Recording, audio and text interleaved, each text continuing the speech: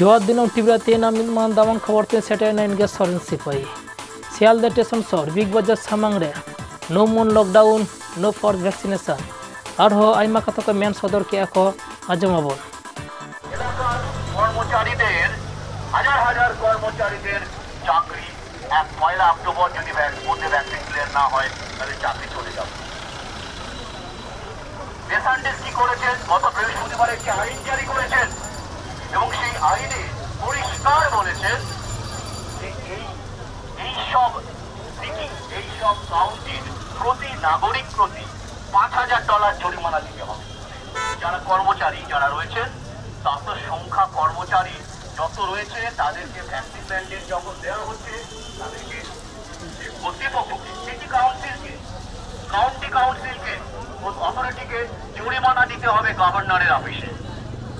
এতে করে টনক নড়ে। নমস্কার, আমি রিকি রায়।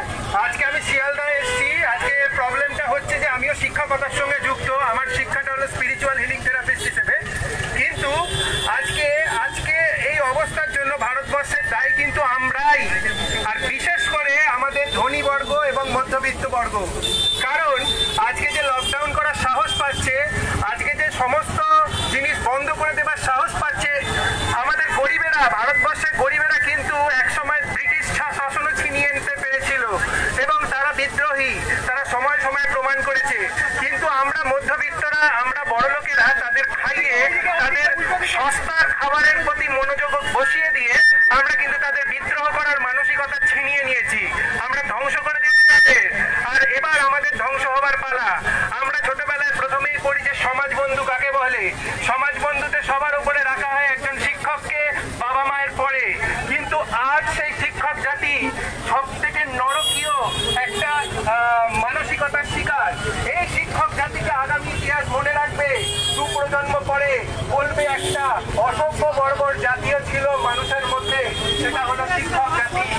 যাদের মানসিকতা এতটাই মৃত ছিল, যারা শিক্ষা, প্রকৃত শিক্ষা এবং পুঁথিগত শিক্ষার মধ্যে বিভেদ করতে পারেনি, তারা আজকে কিন্তু আগামী প্রজন্ম বলবে যে তারা ছিল আমাদের ধ্বংসের মূল। এই শিক্ষক জাতিকে আমি প্রশ্ন করতে চাই, আপনারা কোথায়? আপনারা কোথায়? আপনাদের মধ্যে 1% জেগেছে, 2% জেগেছে, আপনারা 98% ঘরে বসে বসে ঘুমাচ্ছে। আপনাদের ওইটাই কাজ। আগামীকাল স্কুলগুলোকে আপনাদেরই নাতিদের বিয়ে বাড়িতে ভাড়া দেওয়া হবে। আর আপনারা দেখবেন যে আপনারা 1000 জন মিলে শিক্ষককে বাতিল করা হবে 999 জনকে, আর একজন শিক্ষক পড়াবে 1000 জনের পড়া। অথবা হতে পারে তার ছেলেকে কোনো রোবটে পড়িয়ে দিয়ে গেল, আর আপনি ঘরে বসে বসে মাইনে গুনছেন বা ভিক্ষে করে হয়তো দিন কাটাচ্ছেন। আর বুঝতে হবে যে আপনাদের চুপ থাকাটা সব থেকে বড় বিষাক্ত জিনিস সমাজের বুকে। আপনাদের ঘৃণা লাগে, আপনাদের প্রণাম করতে ইচ্ছা করে না। আপনাদেরকে আমি স্কুলে গিয়েছিলাম গত সরস্বতী পুজোয়, হ্যাঁ, একজন ভদ্রলোক শিক্ষক, যিনি আমার ছোটবেলার শিক্ষক। আমি একজন শিক্ষকের সঙ্গে গল্প করছি একটুখানি, কারণ আমাদের ছোটবেলার স্মৃতি তার সঙ্গে জড়িত থাকে। কিন্তু সেই ভদ্রলোক শিক্ষক এসে বললো করোনা ছড়িয়ে যাবে, তুমি মাস্ক পরে আছো তো কি হয়েছে, চলে যাও। কারণ আমি প্রথমে মাস্কও পরিনি, আমাকে মাস্ক পরানো হলো, তারপর বললো তুমি বাড়ি চলে যাও, তুমি আলাদা হয়ে যাও। এইটা হলো তাদের মানসিকতা। তারা নিকৃষ্ট একটা কীট, তাদেরকে লজ্জা লাগে। আমি ছোটবেলায় কোনো সময় তাদের টিচার বলেছিলাম, স্যার বলেছিলাম। তারা এক সময় পড়িয়েছিল বিবেকানন্দ যে সবকিছু যাচাই করে তারপর তুমি বিচার করো। সেই পড়া না পারলে আমি মারও খেয়েছি, কিন্তু তাদের মধ্যে বিবেকানন্দ ঢোকেনি। তারা পড়িয়ে গেছে, স্কুলের নামও বিবেকানন্দ, স্কুলের নামও রামকৃষ্ণ, কিন্তু তাদের মধ্যে কোনো একটা বিষয়কে বিচার বিশ্লেষণ করে তথ্য প্রযুক্তির ভিত্তিতে বিচার করার সামর্থ্য আসেনি। হয়তো নেতাজি তার পাল্লায় পড়লে, নেতাজি যদি তার পাল্লায় পড়তো তাহলে বলতো বাবা ICS চাকরিটা পেয়ে গেছিস, ভালো ভালো বউ বাচ্চাকে নিয়ে কাটিয়ে দে। কোনোভাবেই তাকে বলতো না আজাদিন ফৌজ কর, কারণ নেতাজির সময় কোনো একজন শিক্ষক তাকে, কিন্তু শিক্ষকই তাকে রাস্তা দেখিয়েছিল, শিক্ষকই তার মধ্যে প্রদীপ জ্বেলেছিল। আজকে শিক্ষক, আজকেও একটা স্বাধীনতা দিবস চলছে, স্বাধীনতা সংগ্রাম আজকেও চলছে, আজকেও শেষ হয়নি আমাদের স্বাধীনতা সংগ্রাম। কিন্তু তারা কোথায়? তারা ঘুম পাড়াচ্ছে লোককে, তারা বলছে মাস্ক পরো, তারা বলছে অনলাইন ক্লাস করো, তারা বলছে স্যানিটাইজ করো।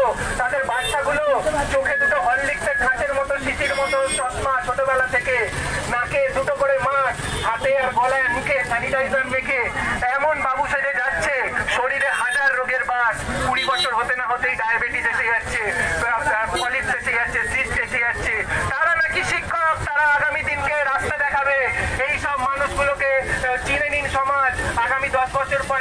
রাখবে। যদি আগামী 10 বছর পরে এরা বেঁচে যায়, আজকের মতো অবস্থাটা ফিরে আসে যেমন আগামীকালে ছিল, তার ক্রেডিট একমাত্র চাষিদের ওপর যাবে। আর আমাদের মতো কয়েকটা সাধারণ মানুষের ক্রেডিট কিছু থাকলেও থাকতে পারে, কিন্তু চাষিদের 99% যাবে। আগামী প্রজন্মকে চাষি বানান, শিক্ষক বানাবেন না। আগামী প্রজন্মকে ছাত্র বানানোর দরকার, চাষি বানান, বলদ চড়ান, রাস্তায় মাঠে কাজ করান, তাহলে তার মধ্যে বিদ্রোহী সত্তা থাকবে, মানুষ থাকবে। আদারওয়াইজ সে মানুষ থাকবে না, সে একটা ঘৃণ্য মানে চাকুরিজীবী একটা কীট হয়েই রয়ে যাবে। তাকে শিক্ষক দিবসের শুভেচ্ছা নয়, তাকে চণ্ডাল দিবসের শুভেচ্ছা। সবাইকে প্রণাম। ᱟᱸᱡᱚᱢ ᱠᱮᱜᱼᱟ ᱯᱮ ᱛᱮᱦᱮᱧ ᱫᱟᱢᱟᱱ ᱠᱷᱚᱵᱚᱨ ᱵᱤᱥᱥᱚᱱᱟᱛᱷ ᱮᱢ ᱠᱳᱞ ᱠᱷᱚᱵᱚᱨ ᱟᱨᱦᱚᱸ ᱱᱚᱝᱠᱟ ᱜᱮ ᱠᱷᱚᱵᱚᱨ ᱧᱟᱢ ᱞᱟᱹᱜᱤᱫ ᱫᱤᱱᱟᱹᱢ ᱴᱤ ᱵᱚᱱ ᱥᱟᱵᱥᱠᱨᱟᱭᱤᱵ ᱥᱚᱸᱜᱮ ᱵᱚᱱ ᱛᱟᱦᱮᱱ ᱢᱟ। ᱡᱚᱦᱟᱨ।